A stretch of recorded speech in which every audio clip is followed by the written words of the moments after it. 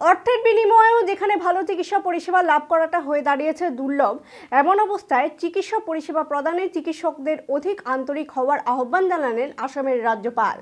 3 দিনের শিলচর সফরে এসে শিলচর মেডিকেল কলেজে আয়োজিত এক অনুষ্ঠানে বক্তব্য রাখতে গিয়ে কর্তব্যরত চিকিৎসকদের প্রতি এই আহ্বান জানালেন রাজ্যপাল গোলাপচাঁদ কাটারিয়া।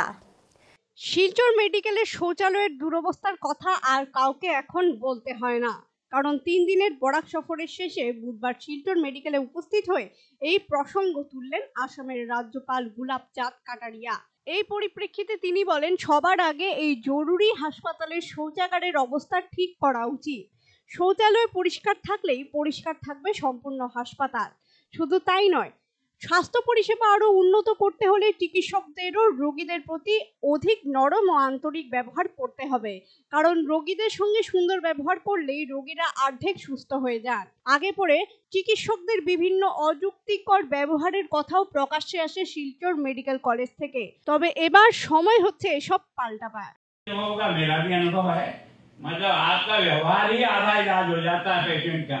तो मैं सोचता हूँ जिस प्रोफेशन में आप लगे हैं वो वास्तव में इस देश को सुरक्षित ही रखेगा और देश को एक लंबी आयु देने के में भी आगे निश्चित रूप से बढ़ेगा। सामान्यतः मैं बहुत अधिक का कोई पढ़ा लिखा आदमी नहीं, मैं सामान्य शिक्षक के रूप में रहा हूँ और वो भी स्कूल एजुकेशन में, लेकिन अपने अनुभव से कह सकता हूँ कि निश्चित रूप से इस सेवा के माध्यम से जिसने भी काम किया पूरे तन्मय होकर के, उस शहर में सबसे ज्यादा अगर सम्मान किसी का होता है तो वो डॉक्टर का होता है जो इलाज करता है।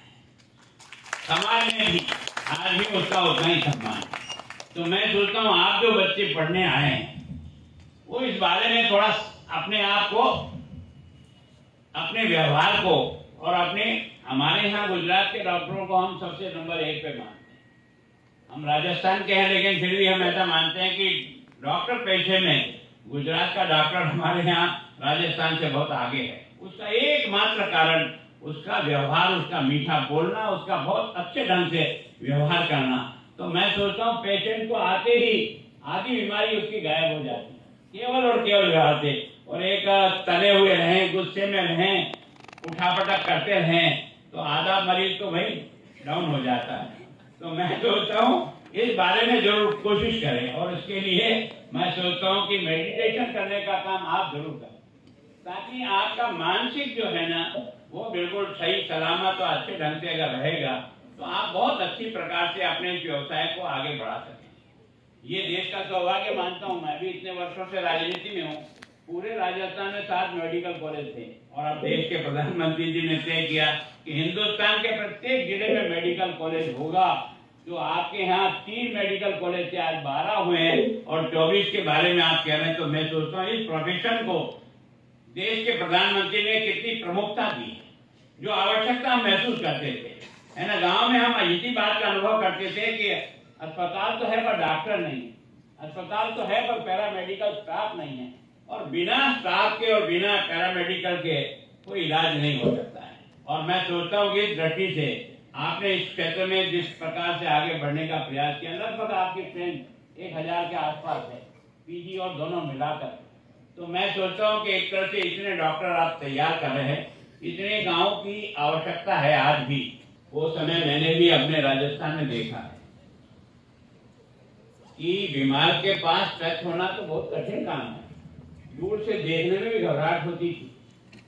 ऐसे समय में मैं सोचता हूं कि जिस प्रकार का ये वैक्सीनेशन का ड्राइव चला और जिस क्रम से चला, सबसे पहले आपको सुरक्षित किया। प्रधानमंत्री जी की सोच को क्यों हो कि जो काम करने वाला वो सबसे पहले सुरक्षित होगा, तभी आगे आप बढ़ेगा।